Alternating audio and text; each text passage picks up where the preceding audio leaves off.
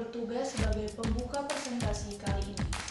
Pada hari ini, kami akan menjelaskan hasil presentasi yang telah kami buat dengan judul Akhlak dalam Bertamu. Pada saat kami presentasi, Anda diharapkan memfokuskan mata dan telinga terhadap presentasi yang kami sampaikan. Ketika ada hal yang kurang jelas atau kurang dimengerti, Anda dapat menanyakan kepada kami di akhir presentasi dengan cara ketik dan kirim di kolom komentar. Dan sebelum mengawali presentasi kali ini, marilah kita berdoa secara bersama-sama dalam hati masing-masing. Berdoa dipersilahkan. Baik, sebelum memperdalam ilmu tentang akhlak bertamu, terlebih dahulu kita harus mengetahui apa itu bertamu, kenapa kita harus bertamu, dan apa keuntungannya. Bertamu adalah berkunjung ke rumah orang lain dalam rangka mempererat silaturahim. Bertamu tentu ada maksud dan tujuannya, antara lain menjenguk yang sedang sakit, berbincang-bincang, membicarakan bisnis, membicarakan masalah keluarga, dan sebagainya. Tujuan utama bertamu menurut Islam adalah menyambung persaudaraan atau silaturahim. Silaturahim tidak hanya bagi saudara sedarah atau senasab, tapi juga saudara seiman. Allah Subhanahu wa Ta'ala memerintahkan agar kita menyambung hubungan baik dengan orang tua, saudara, kaum kerabat, dan orang-orang mukmin yang lain. Mempererat tali silaturahim baik dengan tetangga, sanak keluarga maupun teman sejawat merupakan perintah agama Islam agar senantiasa membina kasih sayang, hidup rukun, tolong-menolong, dan saling membantu antara yang kaya dengan yang miskin. Manfaat silaturahmi yang pertama ialah dapat memperpanjang umur dan melapangkan rezeki. Mengunjungi anggota keluarga dan sanak saudara merupakan salah satu cara untuk menciptakan kerukunan dan keharmonisan. Selain itu, silaturahim juga merupakan amalan yang memiliki nilai pahala dalam hal ini, yaitu dalam memberi salam dan meminta izin. Sesuai dengan poin yang pertama, maka batasannya adalah 3 kali. Maksudnya itu adalah jika kita telah memberi salam sebanyak 3 kali namun tidak ada jawaban atau tidak diizinkan, ya, maka itu berarti kita harus menunda kunjungan. Sesuai firman Allah dalam Quran Surat Nur ayat 28 yang berbunyi, Bismillahirrahmanirrahim. فَإِن لَّمْ تَجِدُوا فِيهَا أَحَدًا فَلَا تَدْخُلُوهَا حَتَّى يُؤْذَنَ لَكُمْ وَإِن قِيلَ لَكُمُ ارْجِعُوا فَارْجِعُوا هُوَ أَزْكَىٰ لَكُمْ وَاللَّهُ بِمَا تَعْمَلُونَ عَلِيمٌ.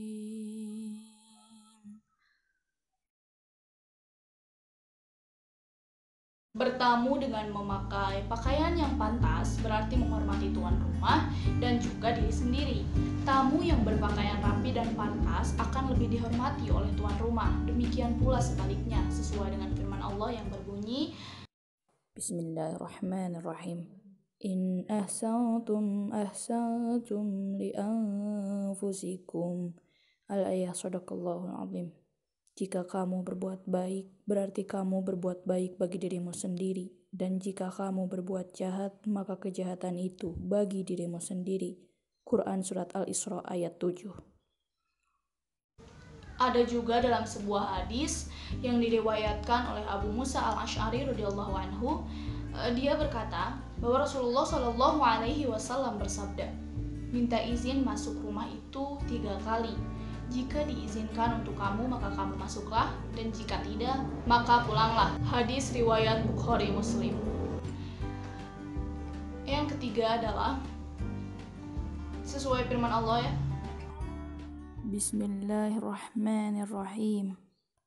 Ya ayyuhalladzina amanu la tadkhulu buyutan ghaira buyutikum hatta tasta'nisu wa tusallimu ala ahliha.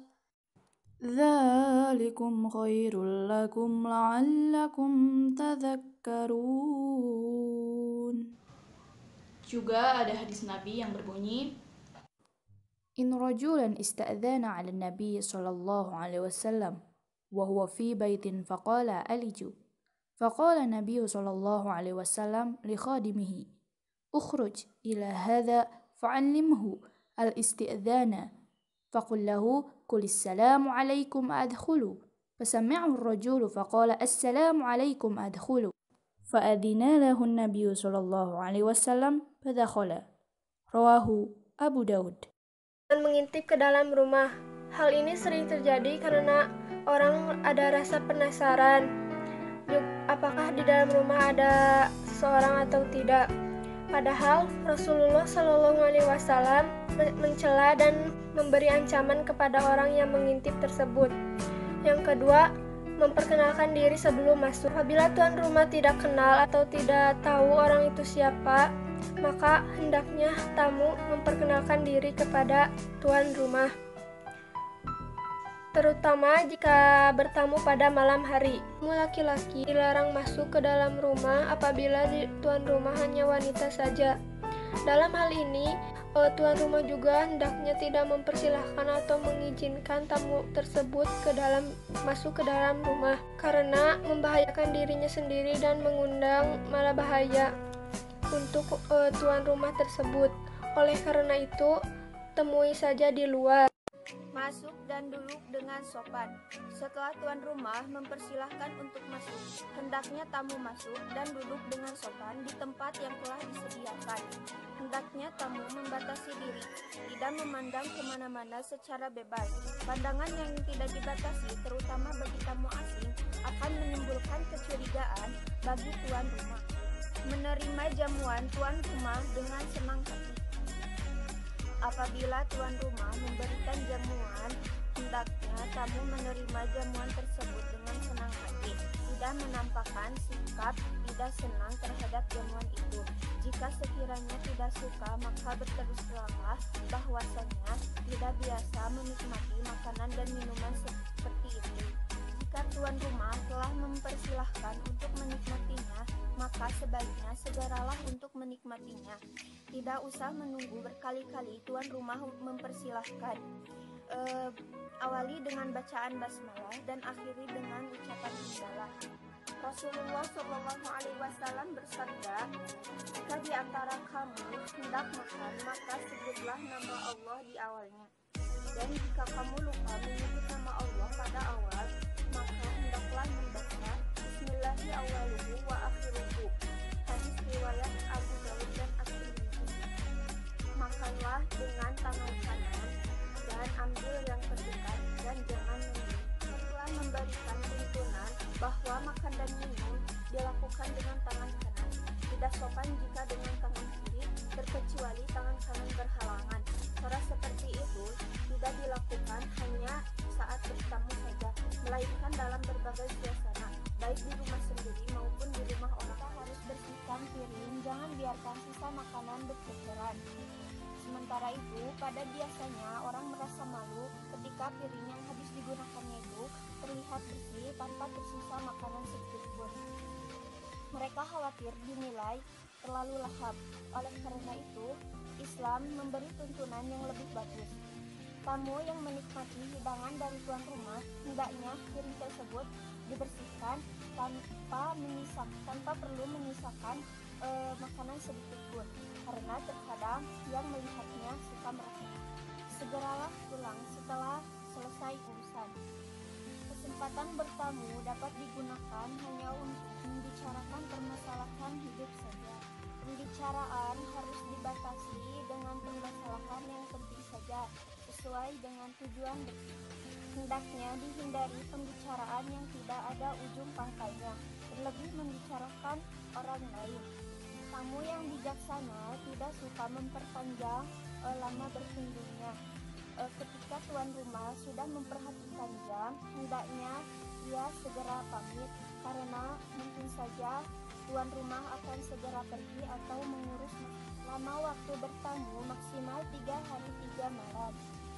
Terhadap tamu yang jauh tempat tinggalnya, Islam memberi kelonggaran bertamu selama 3 hari 3 malam.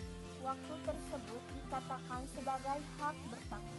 Setelah waktu itu berlalu, maka habislah hak bertamu, kecuali jika tuan rumah Dengan pembatasan waktu 3 hari 3 malam itu, beban tuan rumah tidak terlalu berat untuk Setiap muslim wajib menerima tamu tanpa membedakan status sosial dan maksud tujuannya bertamu. Memuliakan tamu dapat dilakukan dengan cara menyambut kedatangannya dengan senyuman manis serta ucapan yang lemah lembut.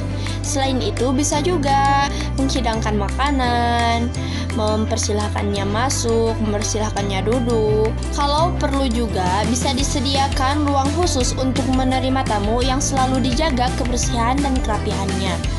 Selain itu, dalam ajaran Islam, menerima tamu adalah sebagian dari aspek sosial yang harus kita jaga dan harus kita pertahankan.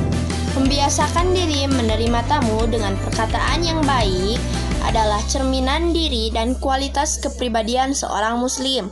Setiap muslim harus menerima tamu dengan rasa penuh sukacita, dengan menghadirkan pikiran husnudon atau positif dan menjauhkan pikiran suudon atau negatif.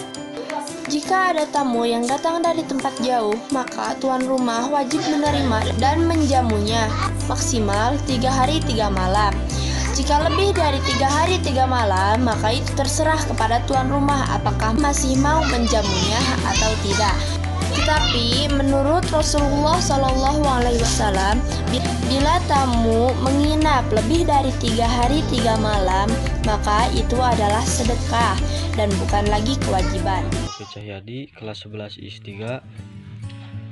Saya dari kelompok 3 mengambil tema hikmah akhlak bertamu.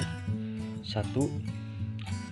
Bertamu secara baik dapat menumbuhkan sikap toleran terhadap orang lain dan menjauhkan sikap paksaan, tekanan, dan intimidasi selama tidak mengenal tindakan kekerasan, tetapi juga dalam tindakan laku dan pergaulan dengan sesama manusia harus terhindar cara-cara paksaan dan kekerasan. 2. Dengan bertamu, seseorang akan mempertemukan perasaan ataupun kesesuaian sehingga akan terjadi persahabatan dan kerjasama dalam menjalani kehidupan. Dengan bertamu, seseorang akan melakukan diskusi yang baik, sikap yang sportif dan elegan terhadap